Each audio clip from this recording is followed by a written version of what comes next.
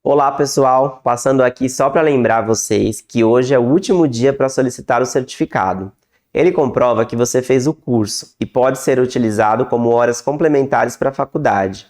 Tem 40 horas e é um grande diferencial para ter em seu currículo. O certificado acompanha o material complementar do curso, que é um e-book exclusivo, que tem todo o material nos slides. Está incrível! Bora para a aula!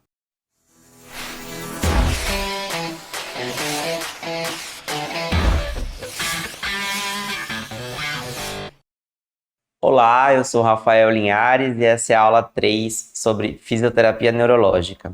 Hoje nós vamos falar sobre envelhecimento cognitivo. Os principais tópicos dessa aula são o envelhecimento cognitivo normal, associado à história de vida e à fisiologia por trás deste envelhecimento, as alterações cognitivas possíveis, considerando as variações e as possibilidades, e os transtornos neurocognitivos, o diagnóstico diferencial e os principais tipos. Antes de mais nada, vamos lembrar o que é a cognição, para que nós possamos entender de que forma acontece a fisiologia do envelhecimento cognitivo e compreender ainda mais quais são as alterações possíveis.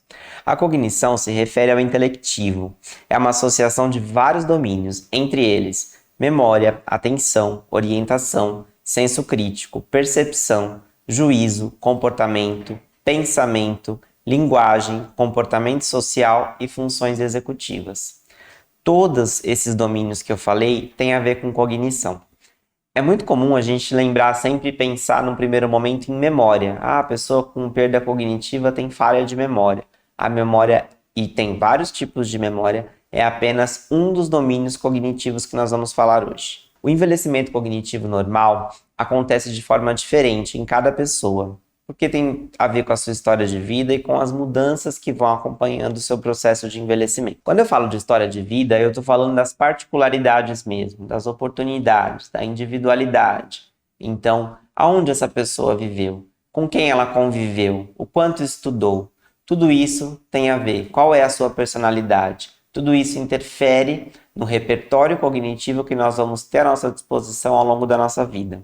A nossa personalidade, o que nós escolhemos fazer da nossa vida, nas nossas horas vagas, o que a gente faz para abstrair, para se divertir, tudo isso interfere na maneira com que a gente envelhece. Por isso a importância dos hábitos saudáveis ao longo de toda a nossa vida. Como eu disse, o quanto estudamos, o nível de escolaridade é importante para entender como é o repertório dessa pessoa, quais são as estratégias que ela vai ter para se comunicar, para se expressar ao longo da sua vida. E aí, baseado no nível de escolaridade, a gente consegue entender qual é o ambiente favorável para ela, onde ela se identifica, né? O que a gente pode acessar de informação da sua história de vida de acordo com o que ela estudou, inclusive para gerar conexões. Suporte social e relação com a comunidade. É uma pessoa que se relaciona na própria comunidade, exercita os seus papéis sociais porque quer, primeiro de tudo, né? Como é a convivência desse indivíduo no seu contexto ali, com os vizinhos, aonde ela vai, ela socializa quando ela vai para um culto, por exemplo, muito comum os idosos irem, né, no culto, na igreja. Muitos deles vão para isso, né, para sociabilizar, e isso é um reforço cognitivo muito importante que precisa ser mantido ao longo da nossa vida. Aspectos psicológicos. Então, é uma pessoa que tem boas estratégias de enfrentamento e de resiliência mediante aos problemas do cotidiano. É uma pessoa que se refaz muito bem de impactos importantes na sua vida, na família.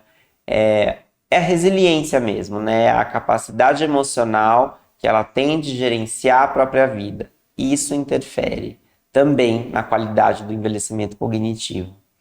Vínculos afetivos. É alguém que tem companhia, que tem uma boa rede de suporte. Não estou falando só de família não, tá, pessoal? É alguém que tem, por exemplo, um ciclo, né, de pessoas que tem um contato um pouco além do trivial. Esse ciclo, né, esse contato próximo com semelhantes também é uma maneira de manter a boa preservação e o bom envelhecimento cognitivo.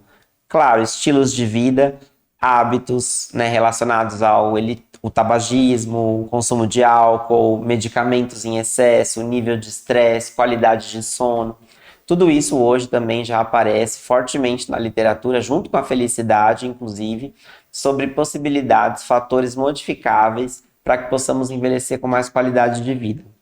E é claro, sempre que possível, não vai dar para evitar todas as doenças em todo mundo, mas evitar as doenças que fazem com que nós percamos a nossa independência ao longo da vida. E aí, falando em cognição, nós precisamos falar de dois tipos principais de inteligências que vão ser fundamentais para entender lá na frente também os transtornos neurocognitivos. Eu vou começar falando de inteligência cristalizada, que é uma inteligência formal, que mede a quantidade de conhecimento adquirido ao longo da nossa vida, relacionado com os anos de estudo, com os lugares que a gente estudou, com as maneiras formais de adquirir conhecimento acadêmico e experiências culturais. São familiares, porque cada um tem a sua, né? Cada um escolheu estudar uma área específica ou estudou, ainda que de forma convencional, em uma determinada instituição de ensino, mas absorveu de forma individual cada um daqueles conteúdos, né? Então, esses aprendizados são consolidados de formas diferentes em cada pessoa, né? E aí isso tem a ver com a experiência de vida de cada um, né? Essas memórias, né, esses aprendizados, eles permanecem, tá, com o processo de envelhecimento. Na verdade, eles permanecem estáveis ou até melhoram. Ao contrário da inteligência fluida, que é o próximo tema aqui do segundo tipo de inteligência principal que eu trouxe para vocês para diferenciar bem. A inteligência fluida utiliza o mínimo de conhecimentos prévios.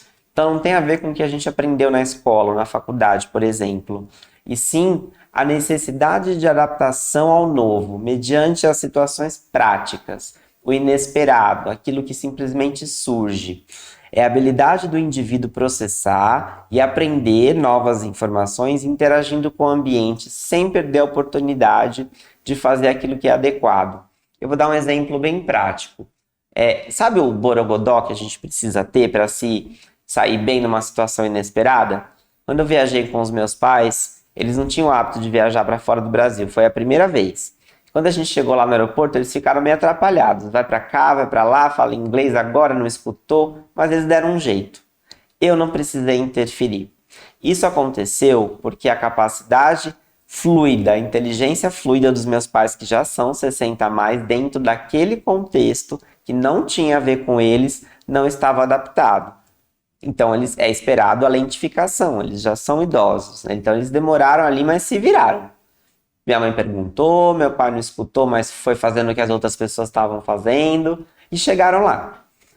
Isso significa que não interfere na funcionalidade, não gera dependência, porque é uma situação do cotidiano um pouco mais desafiadora que o normal, então é esperado que tenha ali uma necessidade de adaptação mediante a perda da inteligência fluida, mas deu-se um jeito. Eles passaram pelo desafio e conseguiram concluir a tarefa. O problema é quando essa diminuição na inteligência fluida tem uma interferência direta na quantidade de experiências que a pessoa consegue realizar. Começa a deixar de fazer as coisas porque não dá conta do inesperado, aí já é um caso a se investigar. Um outro exemplo. Tem pessoas que deixam de dirigir à noite, por exemplo, porque não se sentem mais tão confortáveis com o passar do tempo. Significa que ela tem uma boa percepção das próprias habilidades e da autossuficiência a ponto de perceber que não quer, né, que prefere não dirigir, não se sente tão segura, mas isso não impede ela de sair. Então, uma solução para uma alternativa, né, que um idoso apresenta mediante essa situação seria: olha, eu quero ir em tal lugar, não quero dirigir, quero aprender a chamar um Uber. Ou então eu quero que alguém me leve. Isso é uma solução prática. Uma pessoa com uma alteração cognitiva associada à diminuição da inteligência fluida com redução da funcionalidade da independência deixaria de vivenciar aí esse encontro, seja lá o que for esse compromisso, simplesmente porque não quer dirigir à noite e acha que não está vendo outra solução. Entende? A questão é achar a solução, é ter o borogodó para se sair bem mediante a uma situação nova. E aí, tá vendo a importância da rede de suporte?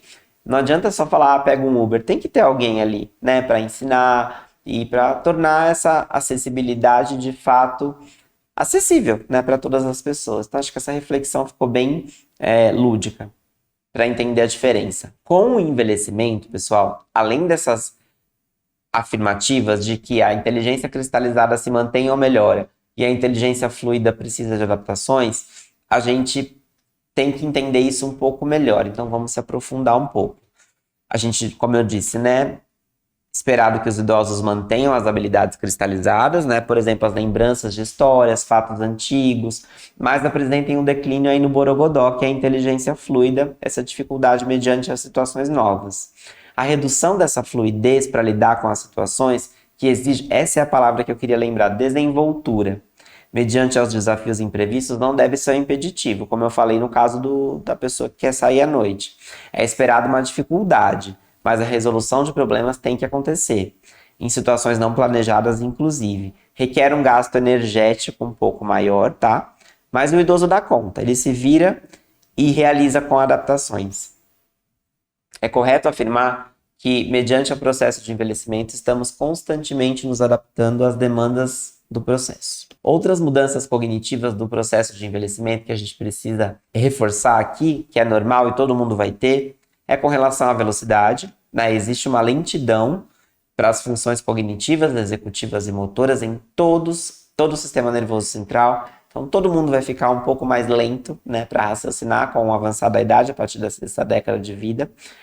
Existe uma vulnerabilidade na atenção.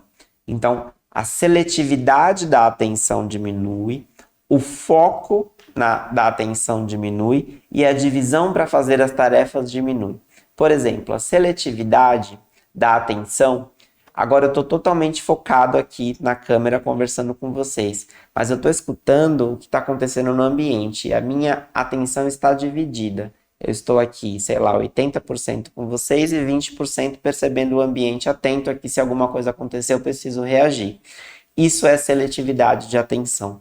O foco é parecido, eu estou com o meu foco de atenção aqui voltado para vocês, mas se eu precisar, eu consigo direcionar imediatamente o foco para alguma outra atividade que se fizer necessária com prioridade. E a divisão, eu consigo intercalar a minha atenção em todas essas tarefas que eu preciso realizar.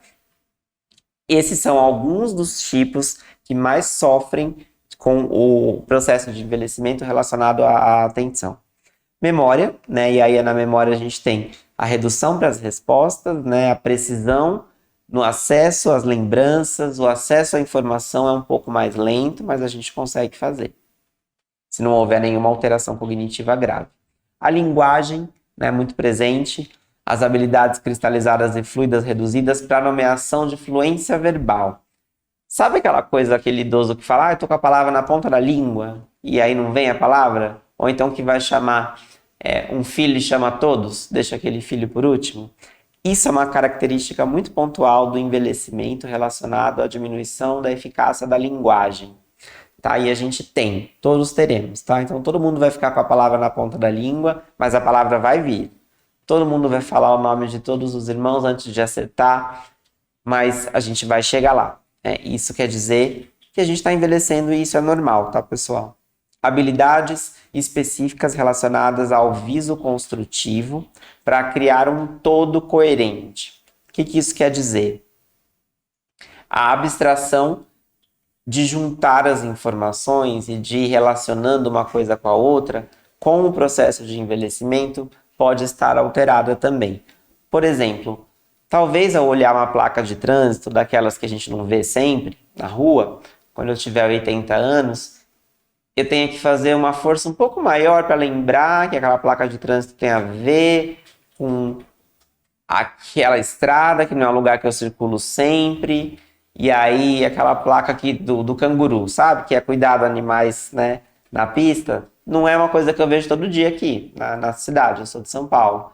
Então, Se eu vir daqui a um tempo essa placa em algum lugar, talvez eu demore para fazer uma associação coerente do que ela representa, mas eu chego na resposta. Pelo contexto, eu falo, bom, não é uma coisa que eu vejo todo dia, mas aqui eu tô num ambiente que é diferente, é mais rural, né? Tem bicho para todo lado, então deve ter a ver com isso.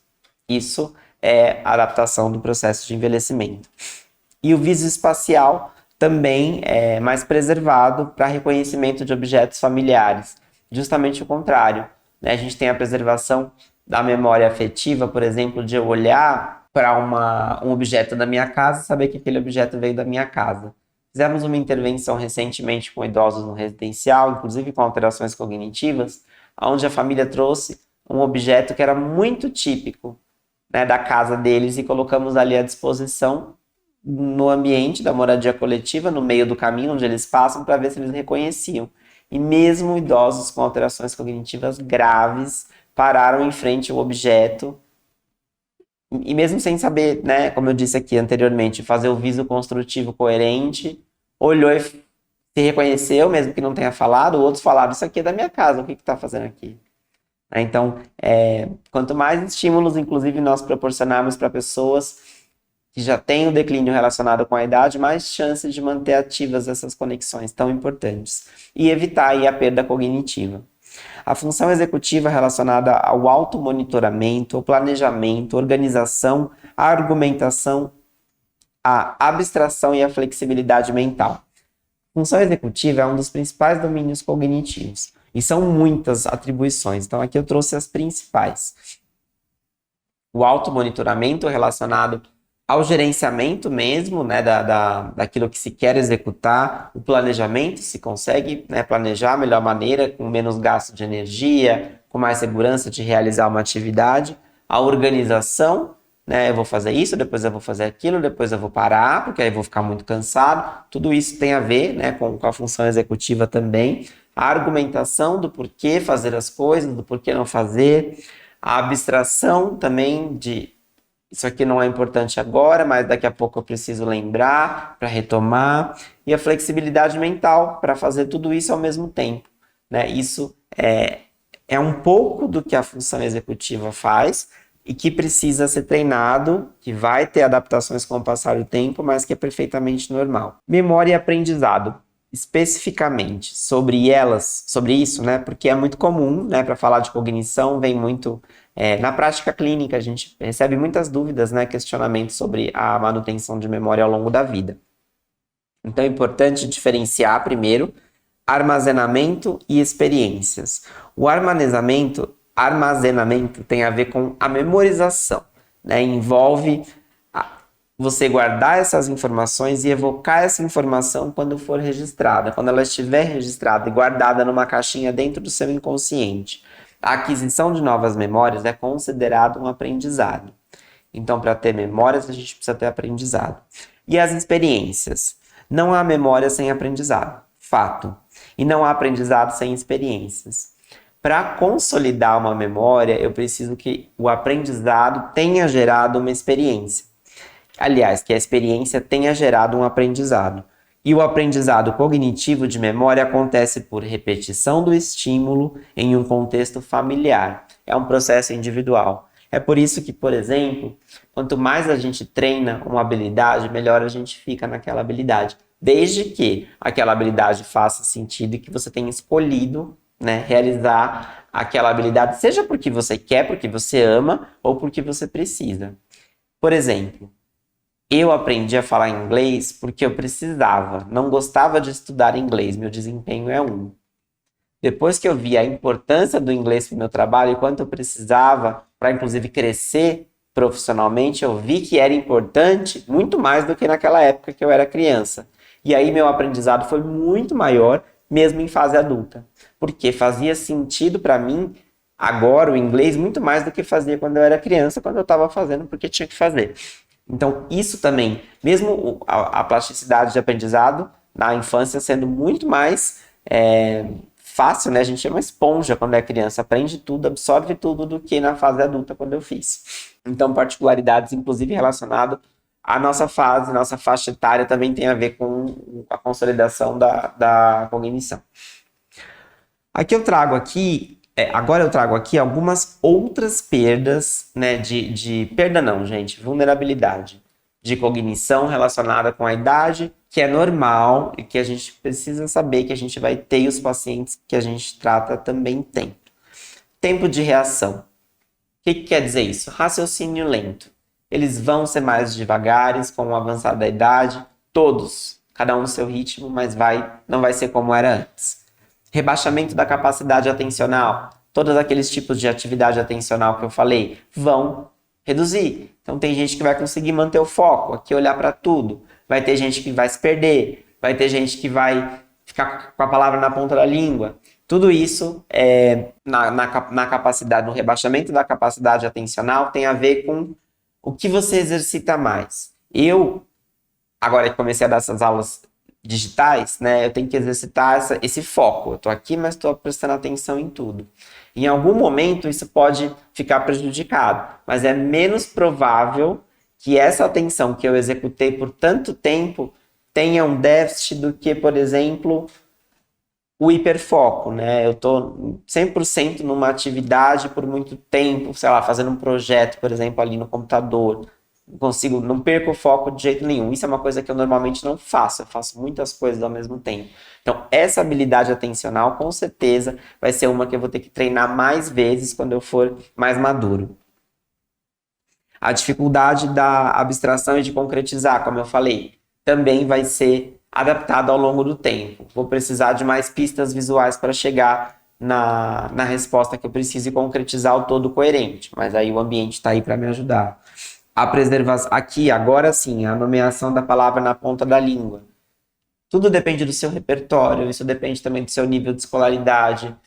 E vai ser normal ter a palavra na ponta da língua e não conseguir lembrar. Mas a gente chega lá, né? Fala o nome dos filhos, tudo, e chega no filho que você quer. Isso vai acontecer com todo mundo.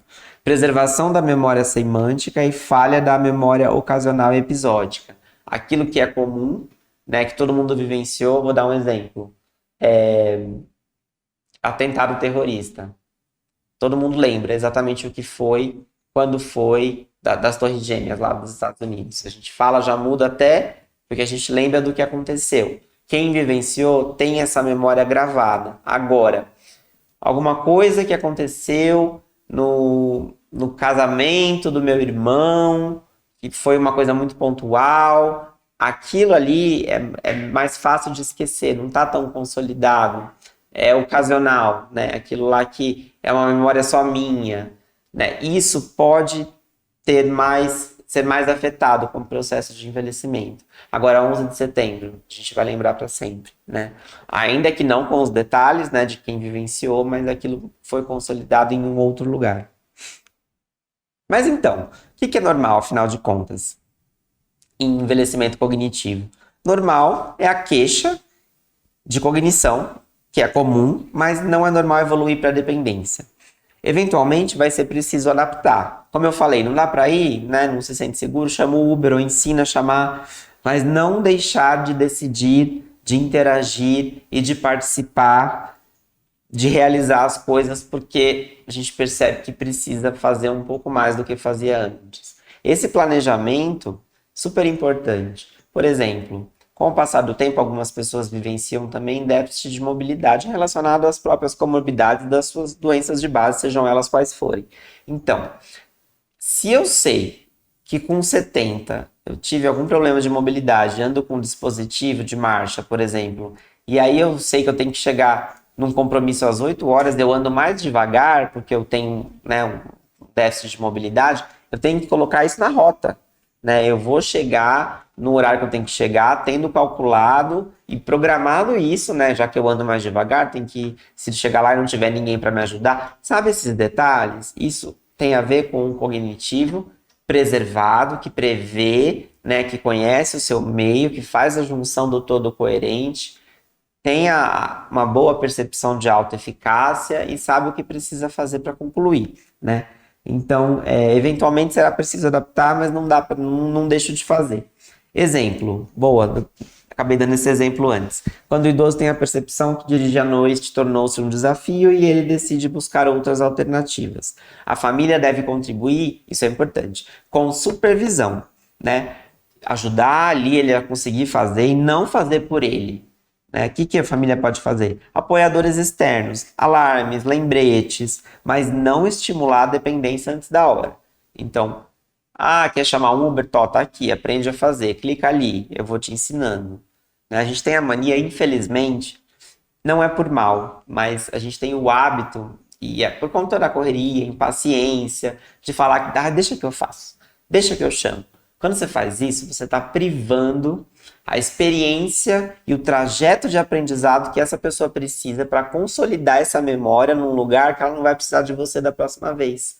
Então, se você sempre chama o Uber para sua mãe, dica, viu, pessoal? Ela sempre vai pedir para você chamar o Uber, porque ela não vivenciou aquilo, você não deixa. Né? Precisa, né? E eu sei que é difícil, né? É um outro tempo, mas é um investimento que vale a pena. Então tá aí, inclusive, uma reflexão, né? Para todos nós, que acho que isso acontece com todo mundo. Então lembrar sempre de não estimular a dependência funcional. Quais são as queixas que normalmente chegam para nós associadas à cognição? Geralmente são queixas de memória, né? Porque é o que as pessoas mais se ligam. Mas são esquecimentos que não perturbam o cotidiano, que não evoluem. Né? Então, quando gera uma queixa, é algo relacionado à memória. Aí a gente tem também o declínio, né, que é a vulnerabilidade do envelhecimento normal, que diminui o desempenho, mas não priva o idoso de fazer nada. Ele consegue resolver os seus problemas normais. E aí tem a dependência. A dependência é uma queixa que sempre precisa ser investigada, porque não faz parte, né, do processo natural. Do envelhecimento cognitivo neste caso.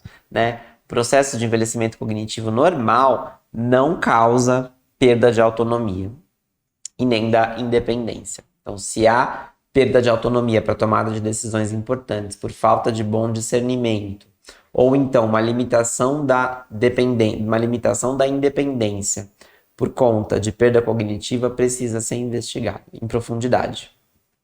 Algumas alterações morfológicas, fisiológicas e funcionais, retomando, que causam perda cognitiva especificamente. Então, a gente tem a perda de 5 a 10% de massa nos tecidos de lobos frontais.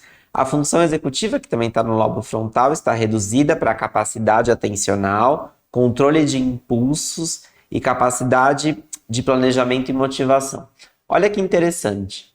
Existe um tipo de alteração cognitiva maior, de demência, chamado frontotemporal, que tem uma principal característica que essas pessoas, por conta da sua patologia, ficam muito inadequadas. Elas perdem aquele perfil de paciente que tira a roupa no meio onde estiver, tem um comportamento hipersexualizado, são muito inadequados. Por quê? Porque a degeneração nessa doença começa em lobo frontal, que é responsável, entre outras coisas, pelo controle dos impulsos, como eu falei aqui para vocês. Então, se ele perde esse controle de impulso, ele vira uma pessoa inadequada. Olha como...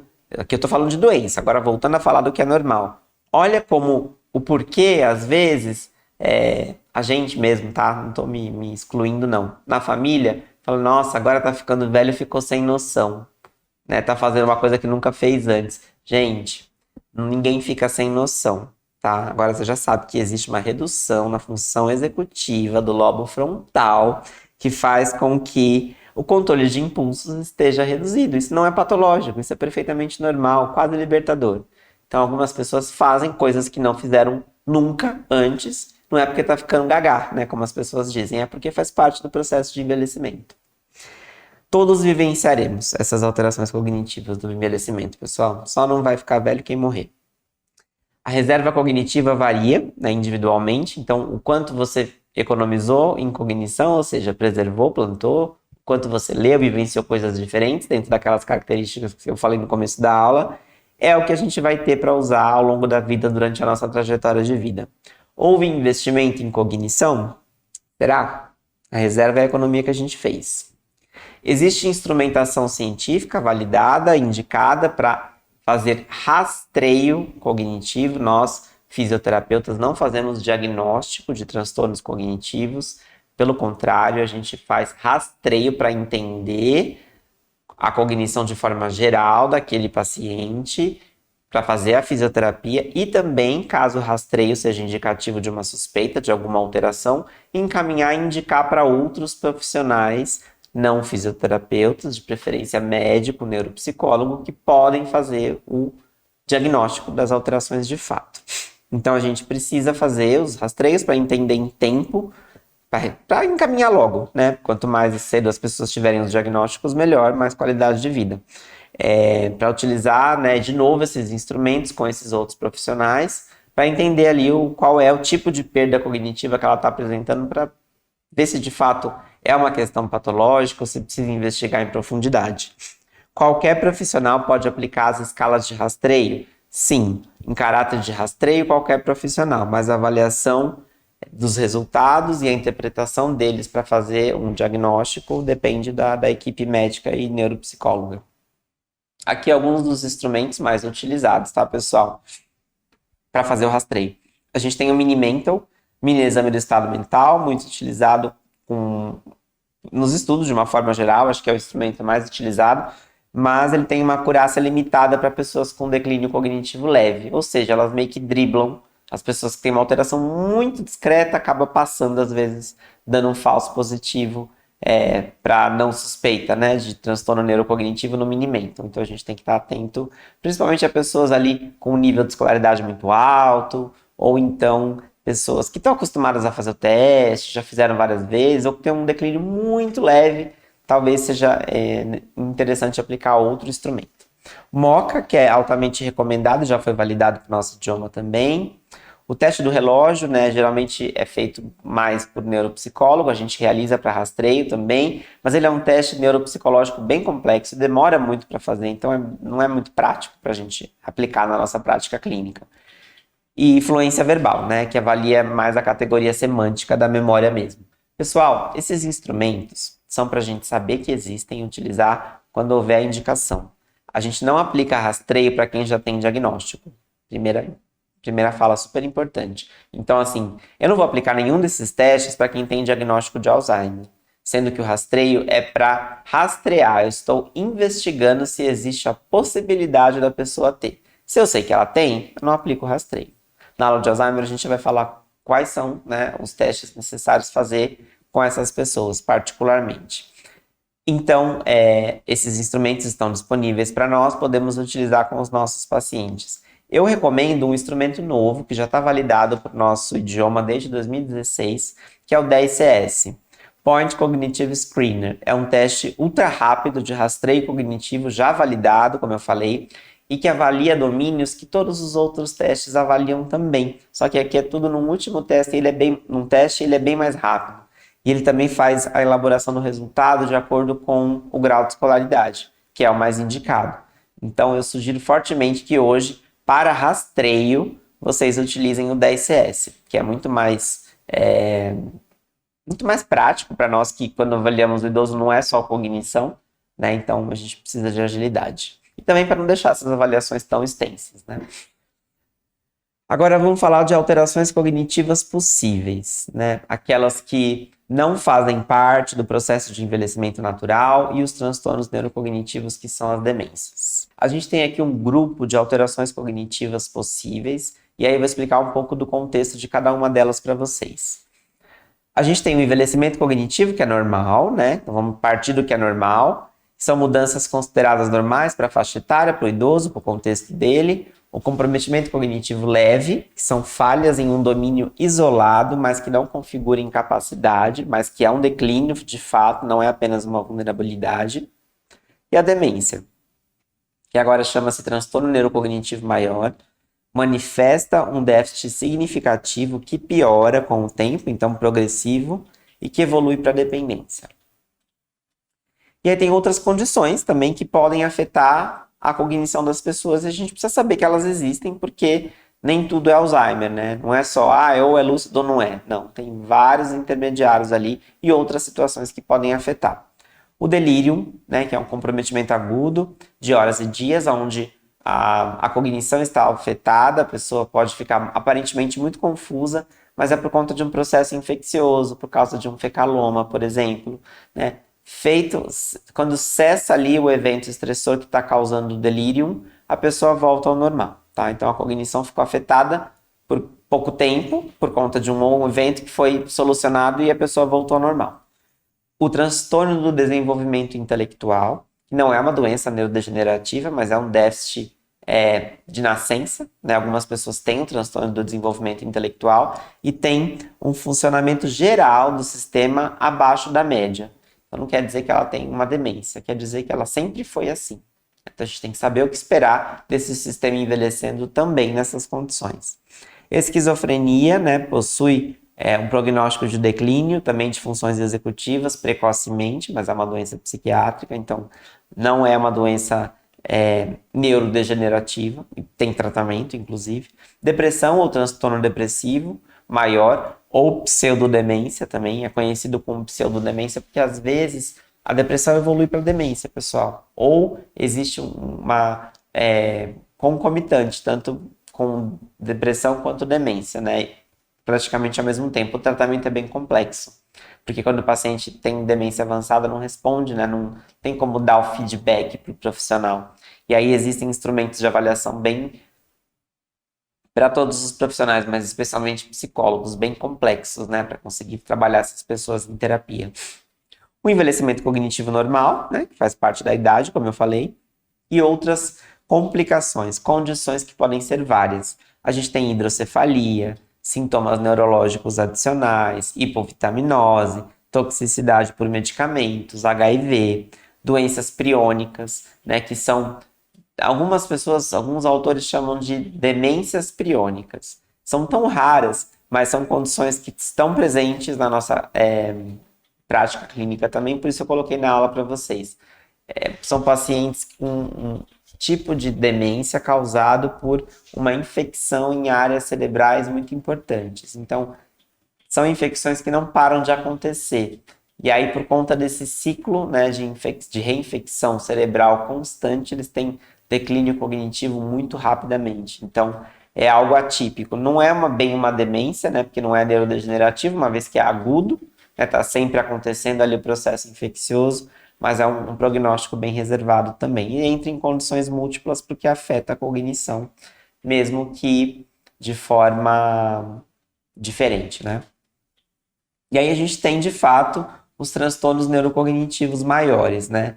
Existe agora uma atualização da nomenclatura, então a gente não chama mais de demência, eu vou mostrar para vocês. E a importância do diagnóstico diferencial também. Então, os transtornos neurocognitivos, só para vocês entenderem, o que era CCL antes passou a ser transtorno neurocognitivo menor. O comprometimento cognitivo leve agora chama-se transtorno neurocognitivo menor. Né? Que quer dizer um comprometimento, eu sempre engasgo nessa palavra, amnéstico, sem prejuízo para atividades da vida diária. Isso quer dizer algo que, pareado com a idade, precisa ser acompanhado, porque tem chance de evoluir para transtorno maior, mas é possível de contornar. O idoso é independente, a família vive bem. Né? Interfere somente em funções executivas mais complexas e detalhadas, e ali cabe uma ajuda ocasionalmente. Esse é o transtorno neurocognitivo menor. O transtorno neurocognitivo maior, que antes era a demência, é um diagnóstico clínico sindrômico caracterizado por mais de um componente cognitivo alterado. Para fazer diagnóstico, pessoal, de Alzheimer ou outros transtornos, a gente precisa ter necessariamente uma queixa relacionada a mais de um domínio cognitivo. A gente precisa ter uma alteração, né? Alguma coisa mudou na vida daquela pessoa e está levando ela a ficar dependente. E aí sim, uma avaliação clínica com exames, o que quer que seja necessário para fazer o diagnóstico diferencial. Tem alguns tipos de transtornos, de demências que você faz o diagnóstico só com exame de imagem, tem outras que não. Você precisa aplicar outros testes, fazer e acompanhar por um determinado período de tempo. Então, havendo a queixa e a percepção de que há algo de errado no cotidiano, que está piorando, aí é o suficiente muitas vezes para fazer o diagnóstico diferencial. Possui uma evolução crônica, permanente, e há necessariamente sempre interferência nas atividades da vida diária, ou seja, a pessoa vai ficando dependente. O comprometimento cognitivo leve tem esse nome, né, como eu falei agora, desde o DSM-5. Coloquei aqui a referência para vocês, então passou a ser o transtorno neurocognitivo menor. Importante lembrar que é comparar o indivíduo com ele mesmo, tá? Então, É um declínio leve a partir do nível de desempenho prévio que ele tinha antes de ser percebida a alteração. Para vocês saberem, a demência vem do termo latim, onde D significa falta e mens, mente. Então seria a falta da mente. Está caindo em desuso, porque a gente já sabe que as pessoas com Alzheimer e outros transtornos podem aprender e ser funcionais. Então o termo mais adequado agora é transtorno neurocognitivo maior. Por que saber o termo adequado?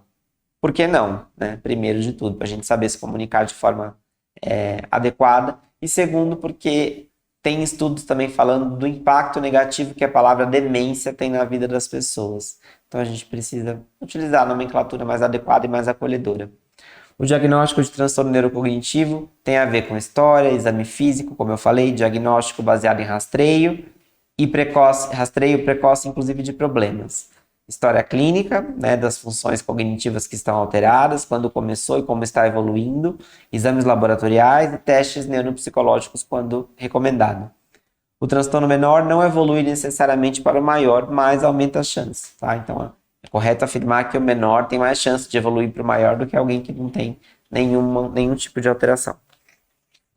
Só para vocês saberem, teremos uma aula só sobre Alzheimer, porque é o tipo de transtorno neurocognitivo maior mais prevalente em pessoas idosas, mas existem outros, como o cerebrovascular, que é 10%, e os outros tipos, que são frontotemporal, corpúsculos de Levy, e por doença de Parkinson, que é cerca de 7% dos tipos mais diferentes.